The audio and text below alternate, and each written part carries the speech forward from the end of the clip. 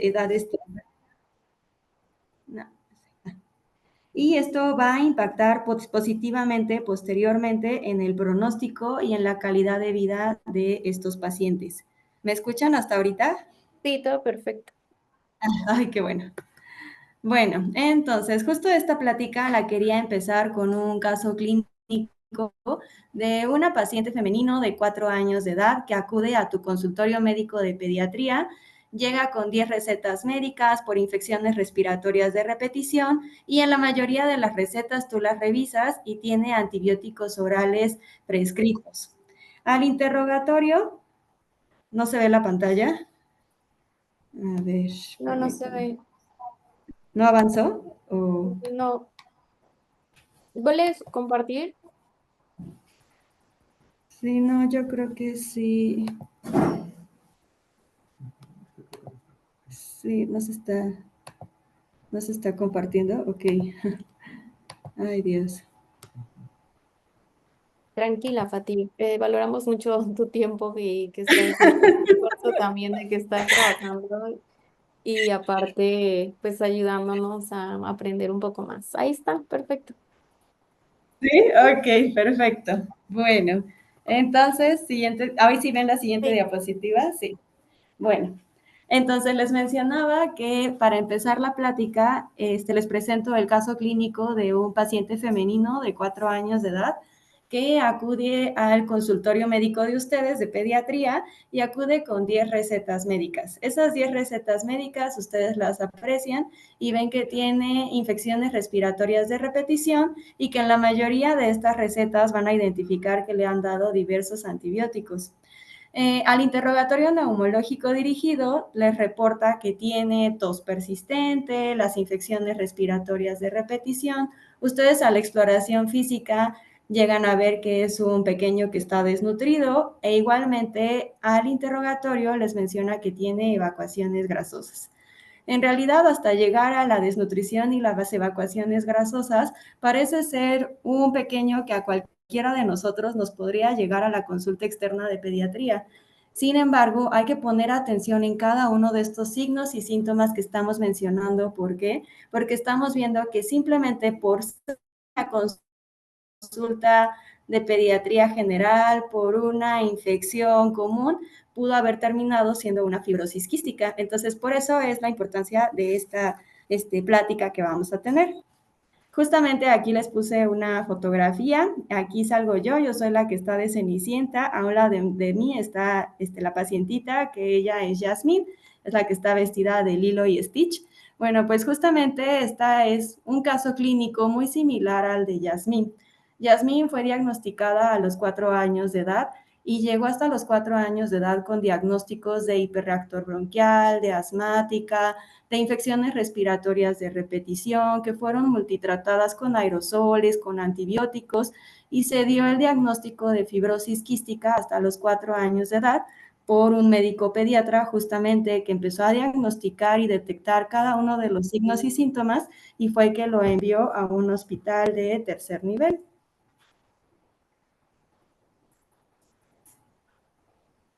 A ver, no se cambió la diapositiva. Ahí está.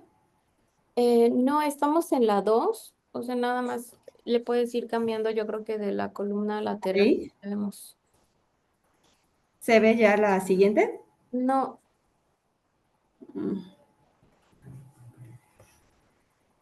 Ay, es que creo que voy a tener que estar ahí ya compartiendo. cambió.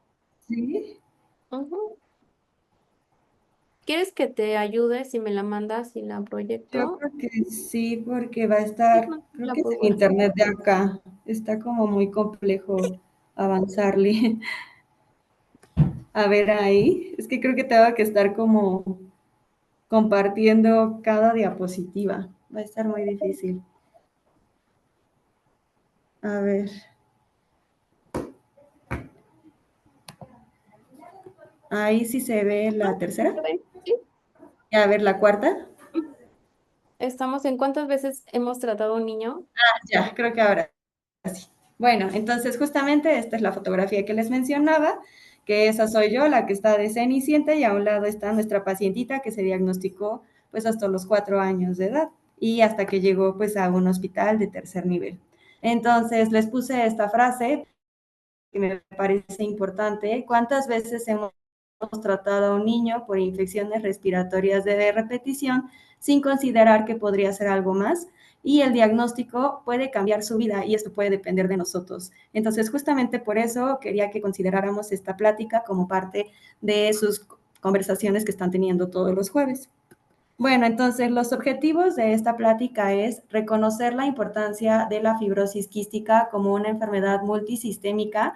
Esta representa un reto diagnóstico y terapéutico en la práctica clínica pediátrica, identificar los principales signos y síntomas clínicos que deben alertar a un pediatra sobre la posible presencia de fibrosis quística, conocer el abordaje integral del paciente con fibrosis quística, y promover la referencia oportuna a centros de tercer nivel especializados. Bueno, dentro de la definición, pues sabemos que la fibrosis quística es una enfermedad hereditaria autosómica recesiva.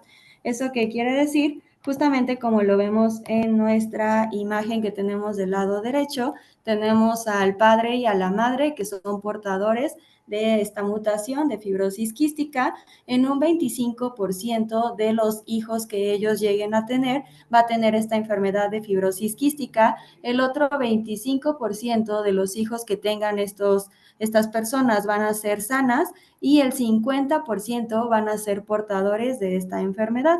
Vamos a ver que el origen es una mutación del brazo largo del cromosoma 7 del gen CFTR. Y bueno, ¿y esta mutación a qué nos va a afectar? A la proteína CFTR, que es la proteína reguladora de la conducta transmembrana. Esta nos va a alterar los canales de cloro de las células epiteliales que aumentan la producción de moco anormal. Esto lo vamos a entender un poquito más adelante. Dentro de la epidemiología a nivel mundial, ¿sí vamos bien? ¿Estamos viendo las diapositivas bien? Sí, Pati, perfecto. Ay, qué bueno. Bueno, entonces dentro epidemiología vamos a ver que en Estados Unidos ocurre en aproximadamente un habitante de 3.200 estadounidenses blancos. En afroamericanos es 1 a 17,000 habitantes y en los asiáticos nos mencionan una incidencia de 1 a 10,000. En México nos mencionan la incidencia de 1 a 8,500 a 10,000 recién nacidos vivos. Y bueno, y vamos a ver que en realidad esta cifra no es muy exacta porque desafortunadamente en México todavía hay subdiagnóstico de esta enfermedad. Entonces, justamente pasa más en las zonas rurales y por eso no tenemos con exactitud el registro nacional de esta enfermedad. Se estima aproximadamente que nacen 350 nuevos casos al año y el 50% llegan a recibir su tratamiento después de los 2 años, como lo vimos en nuestras primeras diapositivas y en el caso clínico. Desgraciadamente tenemos que dar este porcentaje tan alto en nuestro país y esto se va a ver mucha repercusión justamente en el inicio del tratamiento y en la sobrevida y en la prevalencia de esta enfermedad. Hay más de 2,000 variantes de mutaciones que han sido descritas de fibrosis quística, pero la variante más importante va a ser la Delta F508. Esta está presente en el 90% de los pacientes a nivel mundial. La supervivencia en Estados Unidos y en Europa es hasta los 40 años. Sin embargo, en México, como lo estamos viendo, la supervivencia es mucho más baja, es de 21.4 años. Ahorita en realidad hemos visto que con el transcurso de los años se ha aumentado esta supervivencia. Sin embargo, todavía no hemos alcanzado la de Europa y la de Estados Unidos. Esta supervivencia, cuando yo empecé en neumología, se hablaba de 17 años. Ahorita en la actualidad vemos que ya está incrementando a 21 años. Pues en realidad sí es una gran repercusión. Pero pues sí hay que seguir todavía trabajando sobre este tema para que lleguemos a la incidencia de otros países. Bueno, la fisiopatología de esta enfermedad va a ser una disfunción de la proteína CFTR, esto que va a provocar justamente que el canal de cloro no se aperture de una adecuada manera, que estas secreciones se hagan más espesas y que nos provoque obstrucción de diferentes órganos. Aquí vamos a tener dos imágenes en las que tenemos un canal normal y en fibrosis quística. Vamos a ver de este lado cómo se encuentra el cloro, nuestra proteína CFTR y cómo apertura nuestro canal de cloro. Al momento de pasar nuestro cloro, va por ósmosis a jalar agua y justo estas secreciones van a ser mucho más líquidas, mucho más solubles. En cambio, en un paciente con fibrosis quística, este canal se cierra, no está funcionando esta proteína CFTR y vamos a ver el cambio de estas secreciones, cómo se hacen secreciones más espesas. Entonces, esta repercusión de estas secreciones espesas va a tener repercusión en diferentes órganos y sistemas. El principal, pues, va a ser el respiratorio, el digestivo y el reproductor. En esta tabla justamente les explico las diferentes clases de mutaciones del gen CFTR. Vienen en 6 clases. ¿Esto por qué se los explico? Porque en realidad es de gran importancia para las nuevas terapias que están existiendo para fibrosis quística. La clase número 1, vamos a ver que aquí hay un defecto total de la incapacidad de sintetizar la proteína CFTR. Este lo vamos a ver clínicamente como un síndrome clásico severo. Ahorita vamos a ver cómo es un síndrome clásico severo en fibrosis quística.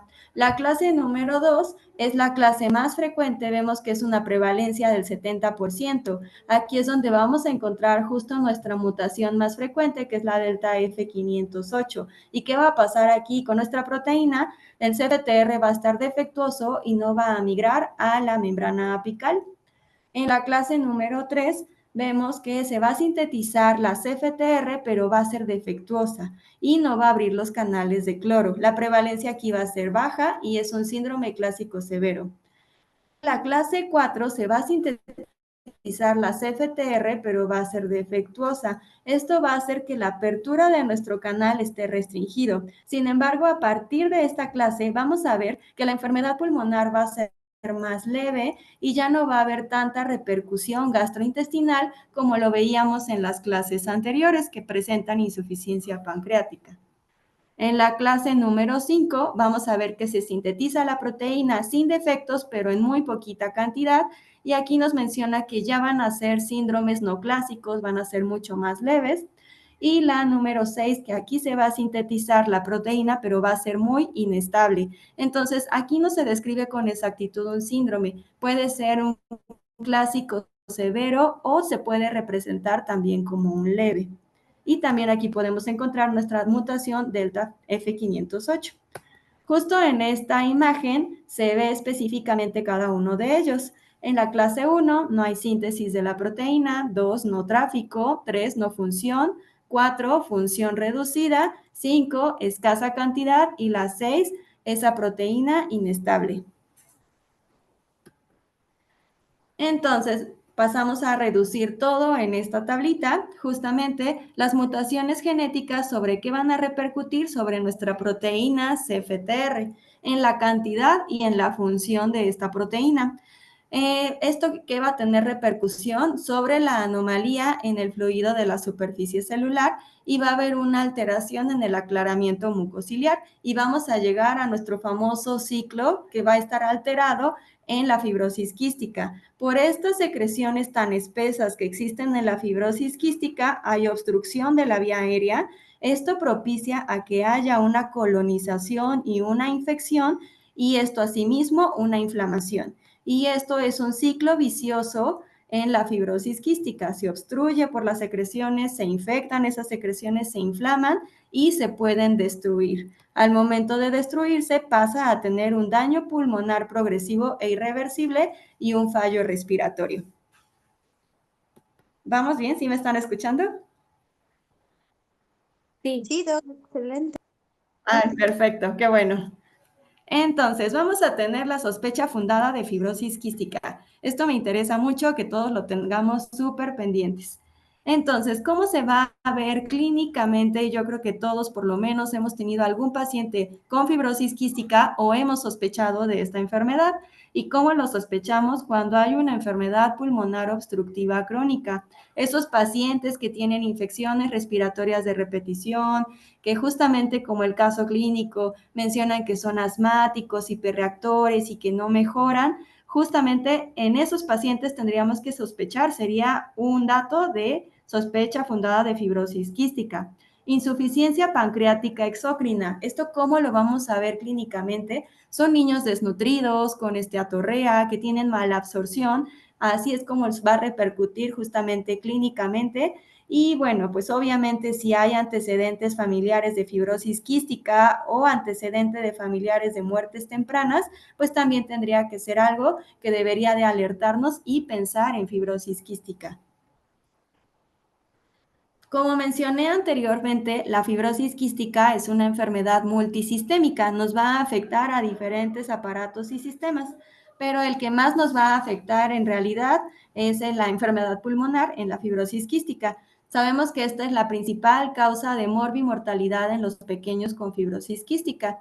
Ya lo mencionamos anteriormente, pero nuevamente vamos a darlo por el defecto que va a existir en esta proteína CFTR. Esto va a alterar el transporte de los iones, como lo vimos anteriormente, y el agua al epitelio respiratorio, entonces va a haber obstrucción de la vía respiratoria. Estas vías aéreas van a estar deshidratadas, con secreciones mucosas espesas, y esto va a favorecer a que haya una retención de moco, obstrucción, y bueno, y más adelante, colonización. Entonces, aquí justamente vamos a ver todo reducido en esta imagen. Esa mutación genética nos va a dar la disfunción de esa proteína, va a haber un transporte iónico alterado, las secreciones se van a hacer viscosas, vamos a tener obstrucción de nuestra vía aérea, se puede colonizar esta vía aérea e infectar, se puede inflamar y aquí es cuando vamos a tener un daño estructural posterior a esta inflamación.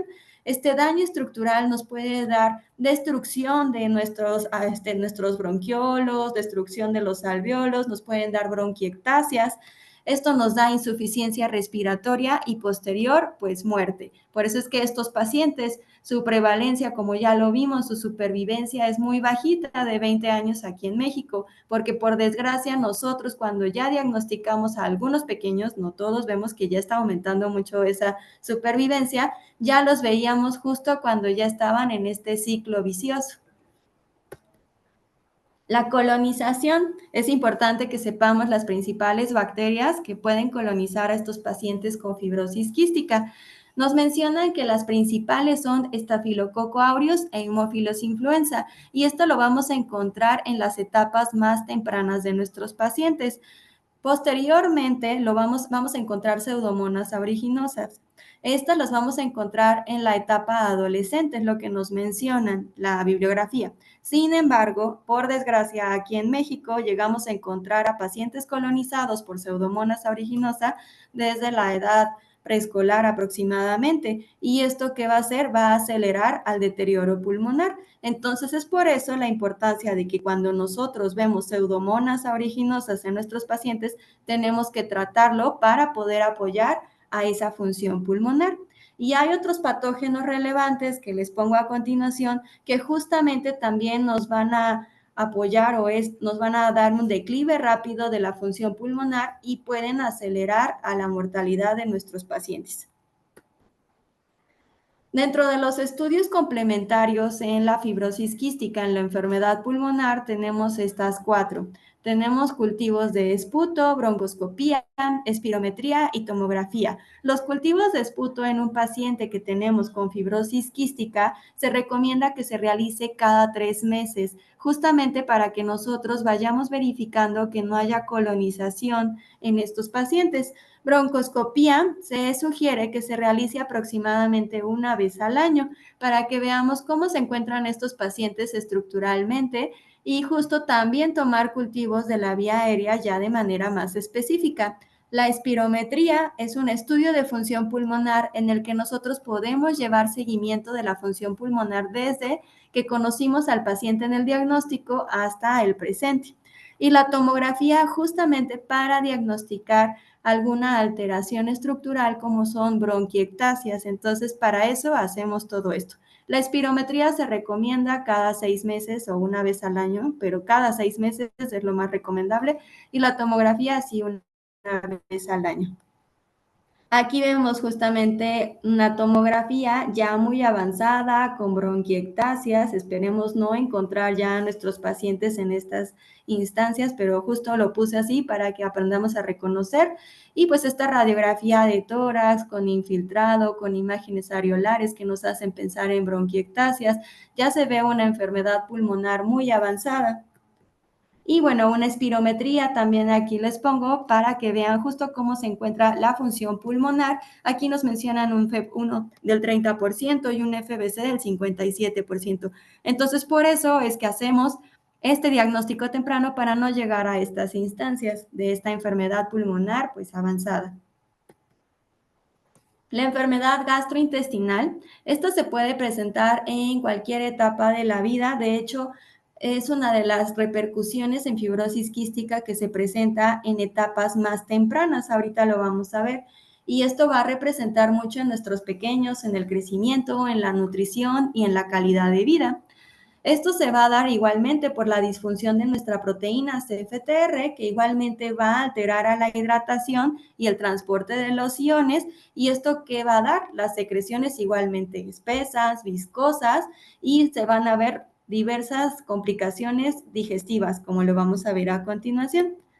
A nivel intestinal, y de hecho es una de las repercusiones más importantes en la etapa neonatal, el hilio meconial. Este lo vamos a ver como una de las primeras manifestaciones en los recién nacidos con fibrosis quística. Se va a encontrar del 10 al 20%. ¿Y esto por qué va a ser? Justamente por la deshidratación.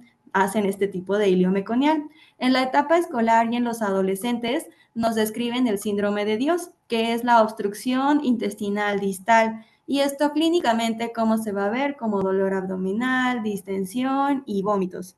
Y la constipación crónica, que esta se puede aunar a prolapso rectal, también son frecuentes en la edad pediátrica y puede haber también invaginación intestinal secundaria a esta constipación crónica que pueden tener estos pacientes. Pancreático. Este es uno de los puntos más importantes. Estos pacientes pueden tener insuficiencia pancreática exócrina. Este va a afectar a más del 80% de los pacientes que tenemos con fibrosis quística. Si recuerdan una de las primeras tablas donde les decía todas las clases, justamente en las primeras nos menciona la insuficiencia pancreática. Y justo en la clase 2, que es la más frecuente, dice que se encuentra hasta en un 70% esa clase. Justo todos ellos van a ser insuficiencia pancreática exócrina. ¿Esto cómo lo vamos a ver clínicamente? Con malnutrición, con mala absorción.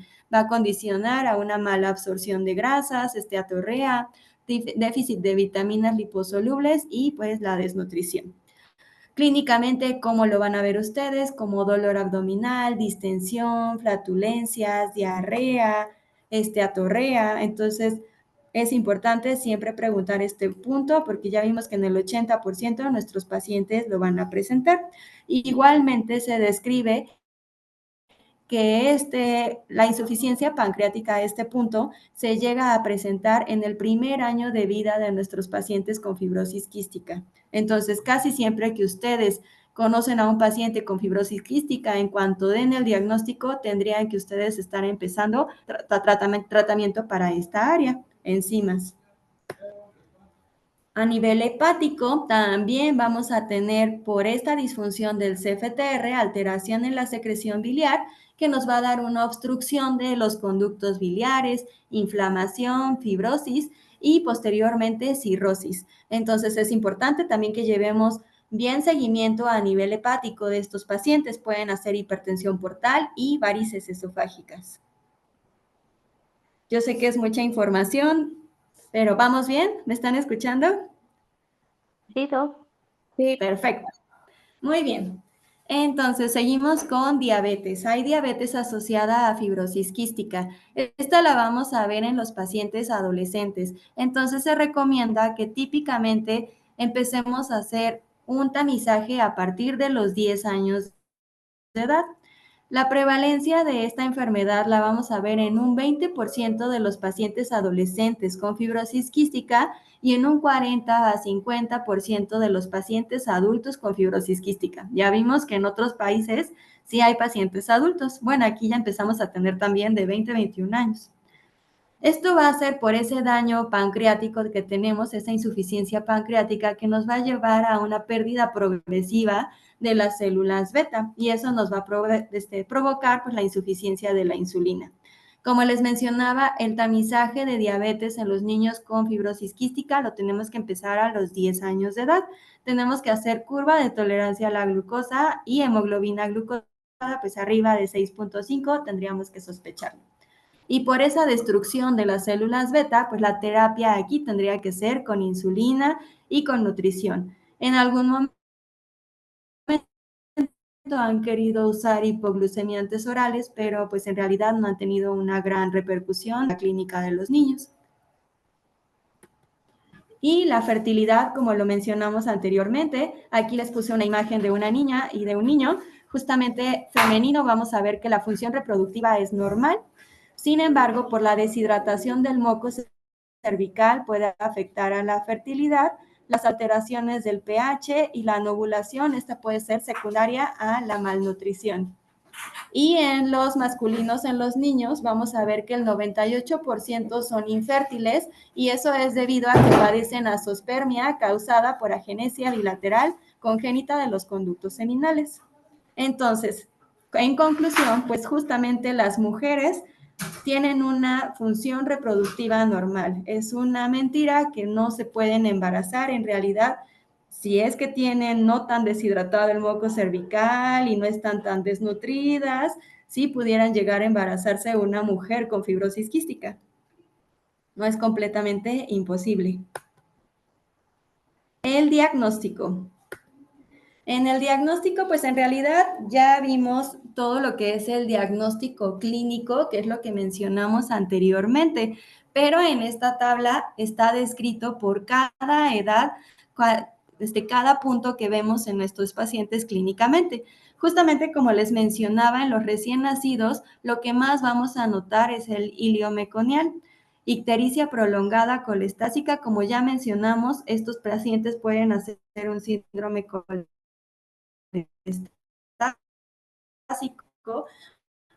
a nivel pulmonar en el recién nacido. Honestamente, el pulmón se encuentra sano, entonces casi no vamos a tener una repercusión, la pobre ganancia de peso. En general, igualmente empiezan a tener ya diarrea, esteatorrea, como mencioné, en el primer año de la vida empiezan a tener insuficiencia pancreática exócrina, entonces en este momento empiezan a notar esa esteatorrea.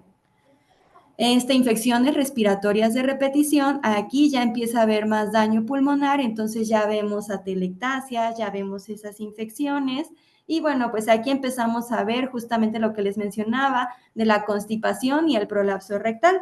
Y en los lactantes hay un síndrome como muy sugestivo que se llama síndrome de depresión salina.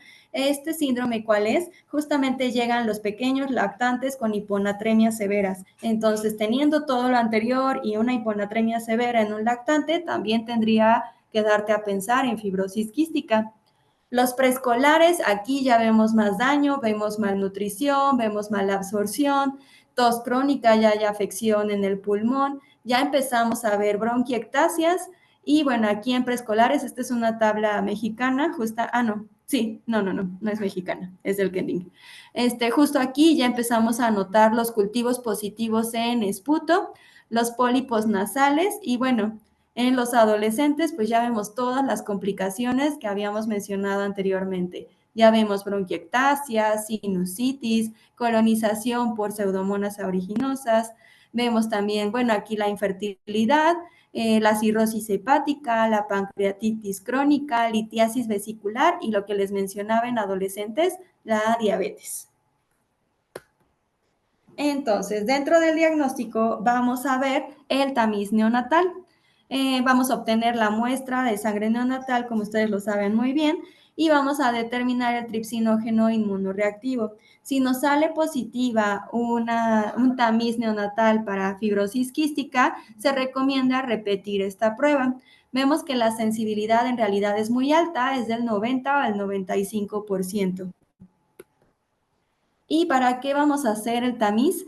En realidad tiene varios beneficios.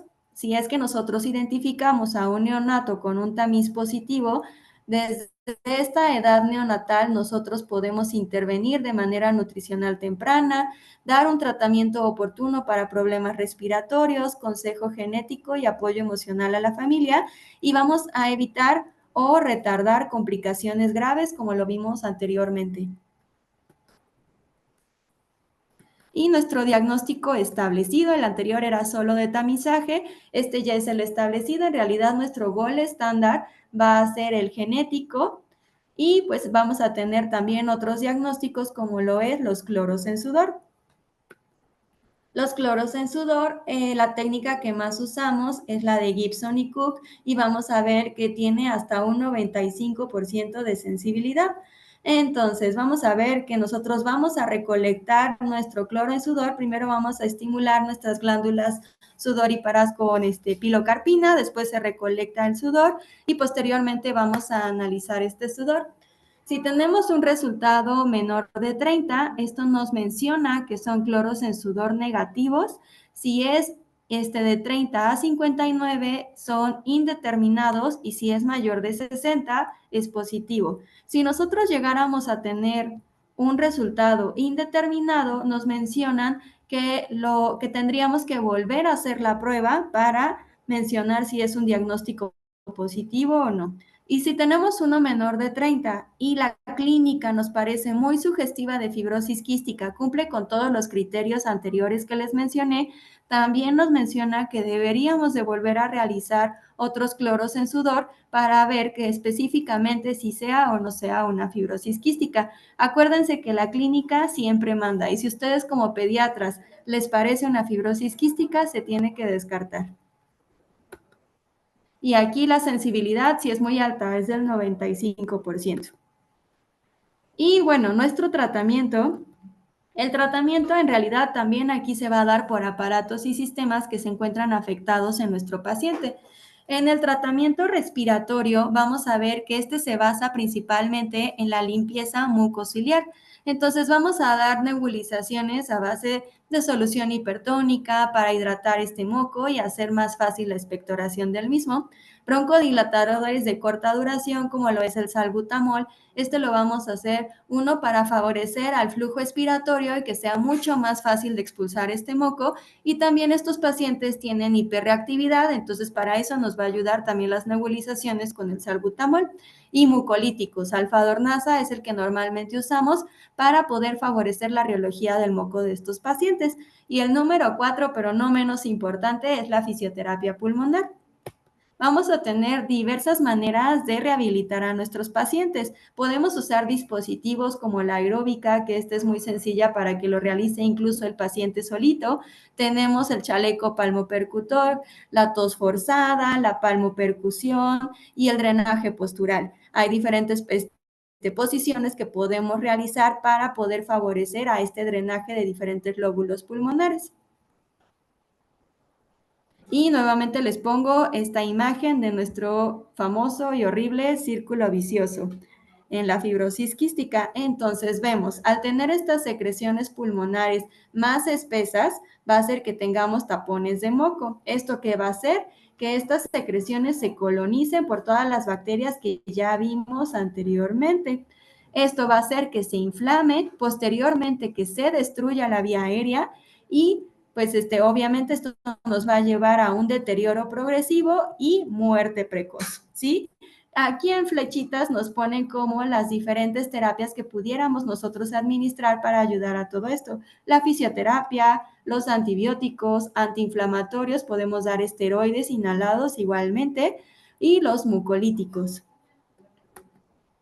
En el tratamiento gastrointestinal, aquí siempre tenemos apoyo de los gastroenterólogos, que son los expertos en este tema, pero desde el diagnóstico de nuestros pacientes con fibrosis quística por lo que les mencioné que la insuficiencia pancreática se encuentra en el primer año de vida de nuestros pacientes, lo suplementamos con lipasa. Casi siempre lo hacemos de 2,000 a 5,000 unidades por cada comida. Vamos a suplementar también a nuestros pacientes con vitaminas liposolubles A, D, K, E, y va a tener también estos pacientes una dieta hipercalórica, hiperproteica, alta en sodio. ¿Y esto por qué es? Por las pérdidas que mencionamos anteriormente. Son pacientes que nos llegan a hacer principalmente en los lactantes, hiponatremias severas. Bueno, el síndrome de Dios, que vemos que es una obstrucción distal, vamos a darles laxantes osmóticos. El tratamiento de la diabetes, vamos a ver, como ya lo mencionamos anteriormente, les tenemos que dar insulina por esa insuficiencia de las células beta. Y bueno, pues esta insulina, obviamente la dosis varía mucho en estos pacientes, por eso es que también siempre pedimos apoyo de los endocrinólogos pediatras, porque puede variar por todas las infecciones que pueden llegar a tener e incluso por los tratamientos esteroideos que tenemos que estar utilizando en estos pacientes. Entonces, por eso siempre pedimos apoyo de endocrinólogos pediatras para llevar esta terapia de insulina. Y el tratamiento infectológico, uno de los más importantes. Cuando presentamos en estos pacientes colonización, como ya mencionamos, por Pseudomonas aeruginosa, siempre cuando encontramos esta bacteria, solemos erradicar, dar tratamiento erradicador, porque ya vimos que hay repercusión sobre la función pulmonar. Entonces se inician terapias con tobramicina y colistina durante 28 días por 6 meses. Ahorita mencionamos que es una terapia on-off, quiere decir que un mes le damos tobramicina y al siguiente mes no, y así nos vamos durante 6 meses.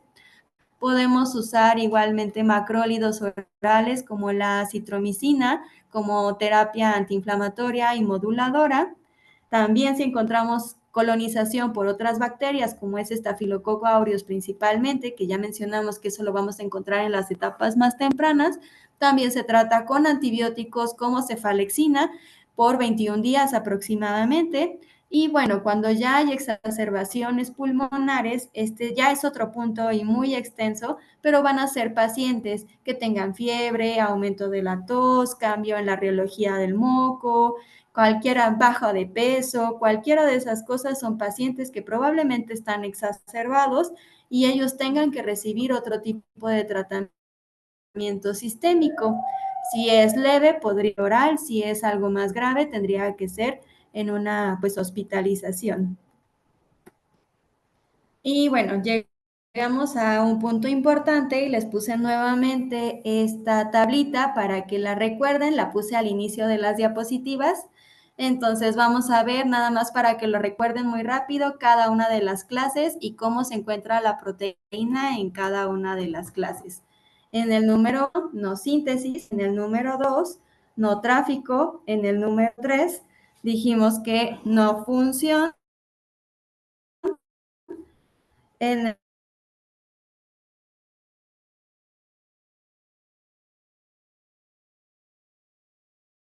el número 4, función reducida. En el número 6 va a estar inestable, sería la clase número 2.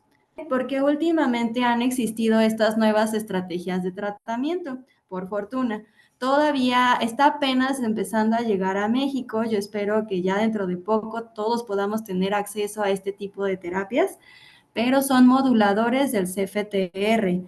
Entonces nos van a ayudar con la función de esta proteína. Está existiendo terapia génica de sustitución para la reparación del CFTR y nos van a corregir completamente a la proteína defectuosa. Entonces, corrigiendo este punto, nosotros esperamos que esa supervivencia de la que hablamos trágicamente al inicio pueda recuperarse en los siguientes años. Entonces vamos a ver que estos fármacos van a ser agentes de lectura ribosómica, potenciadores y correctores. Lo van a entender muy bien a continuación. Justamente por eso les volví a poner la tablita nuevamente ahorita antes de ver este tipo de medicamentos. Vamos a ver que los potenciadores van a trabajar sobre la clase número 3, la 4 y la 6. Si ustedes me pusieron atención, justamente van a ver que estas clases, la 3 es la de no función, la 4 es la de función reducida y la 6 es la de una función inestable de nuestra proteína.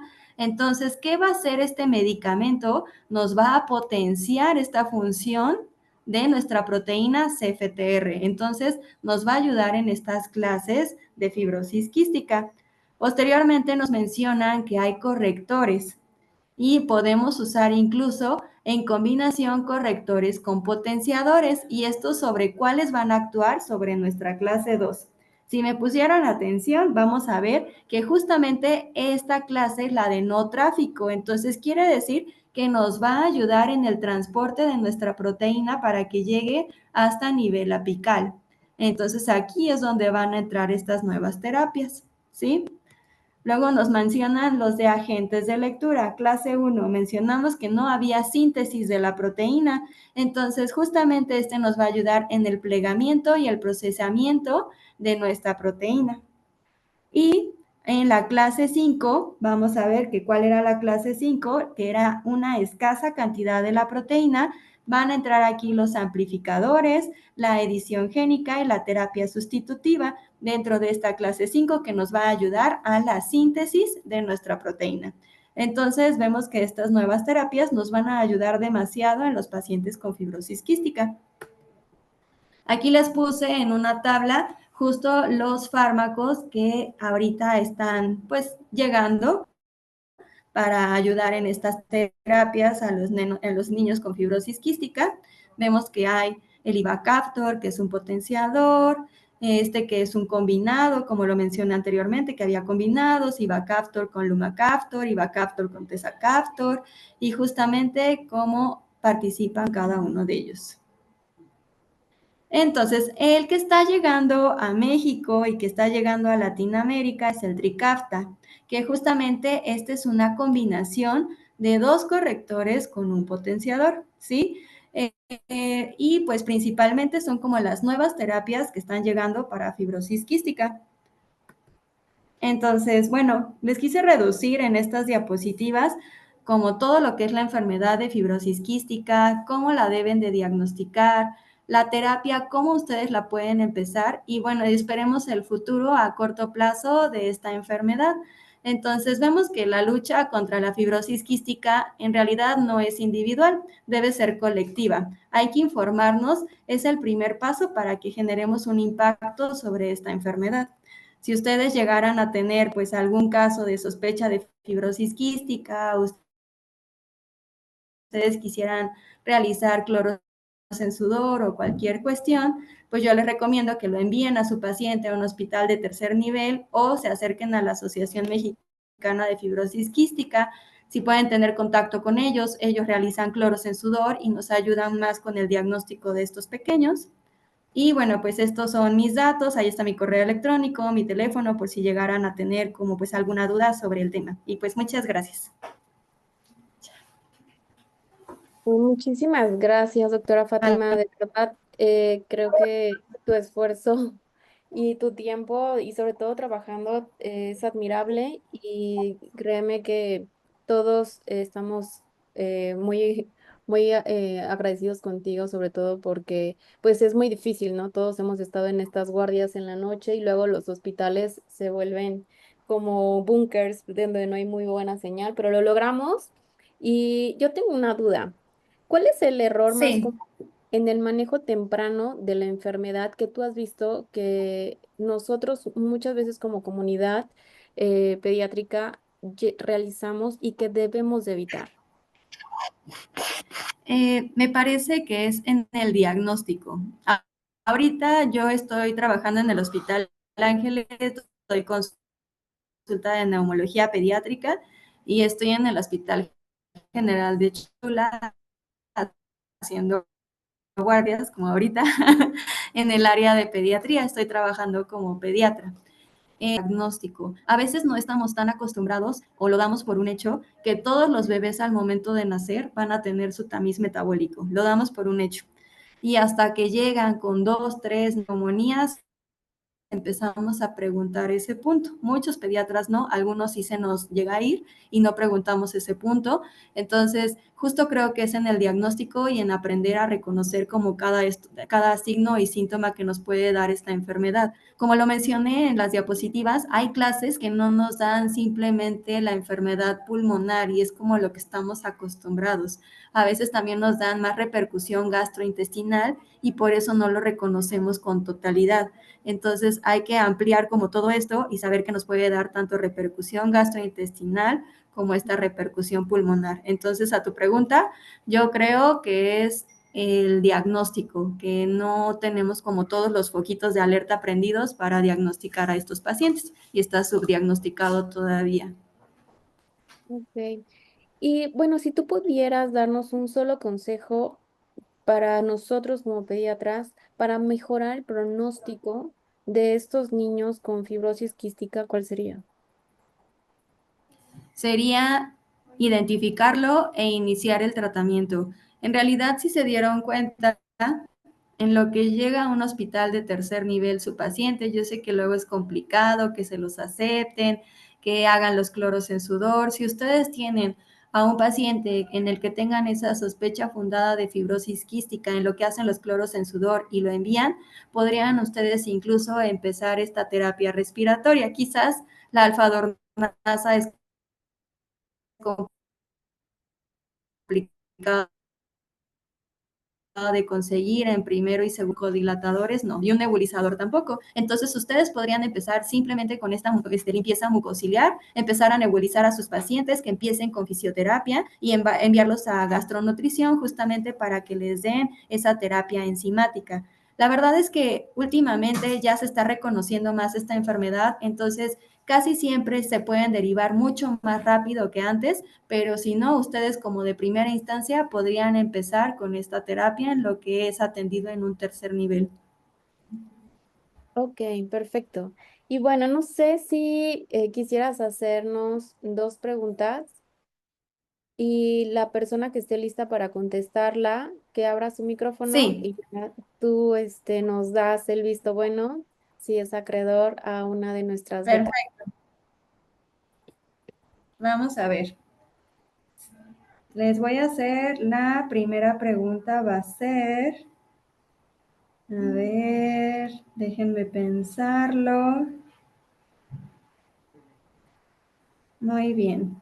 Entonces, eh, ¿en qué clases va a participar los potenciadores de los fármacos potenciadores en la fibrosis quística? Hablando de estos nuevos fármacos. Yo, A ¿Quién es ver, yo? Moisés, Ok. los potenciadores van a actuar en la clase Sí. 3, 4 y 6. sí, perfecto. Muy bien. ¿Sí se ganó la beca? Se la ganó. A ver, Perfecto. bueno, le vamos a hacer bueno, pero dices que otra persona, otra Sí. segunda, Bueno, entonces ¿verdad? Moisés ya se ganó su beca entonces. Tú Sí, Gracias, eres ya. gracias. el jurado. Perfecto. Doctor Moisés, nada más un favor. Yo soy la doctora Grecia Jarillo. Búscame así en el chat de Jueves de Rap. Mándame un mensaje para que me ponga en contacto contigo. Porfa. Claro que sí, gracias. Gracias. Perfecto. Yo la, o sea, yo la vi muy difícil, pero mira. Ya sé, está difícil. Sí, Y a estamos ver, le quería listos, hacer ¿eh? a Moisés otra pregunta, pero bueno, será para el siguiente. A ver, va a ser también de terapia. Yo creo que va a ser de eso porque es como lo que no manejamos tan bien y como lo más nuevo, porque de ahí yo creo que ya me saben decir todo, la mutación, las bacterias, todo. Bueno, Entonces va a ser igualmente de los fármacos. Eh, vamos a ver. Díganme un fármaco que sea corrector y un potenciador. abran su micrófono.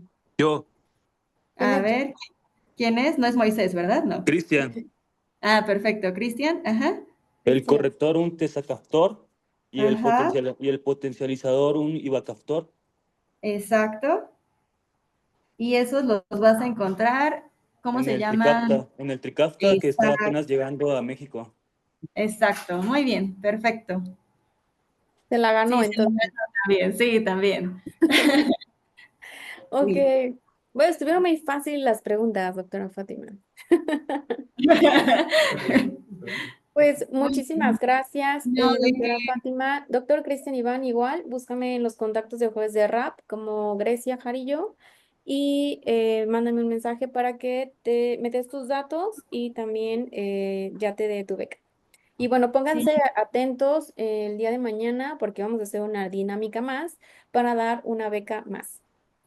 Y una disculpa de verdad que me tardé tanto en conectarme, pensé que no iba a lograrlo porque estoy aquí con el internet del hospital y todo, pero pues muchas gracias por permanecer en la plática, espero que les haya gustado y pues espero como haberles enseñado un poquito más de lo que ustedes ya sabían de fibrosis quística y cualquier duda que tengan, pues ya saben que se pueden dirigir directamente conmigo. No, para nada, es doblemente el esfuerzo que hiciste y muchísimas gracias a todos, a ti, que te sea leve la guardia y todos los que están también en el hospital. Todos lo entendemos perfecto, nos Muchas ha pasado gracias. una vez. Muchas gracias a todos. Buenas Hasta noches a luego. todos. Bye.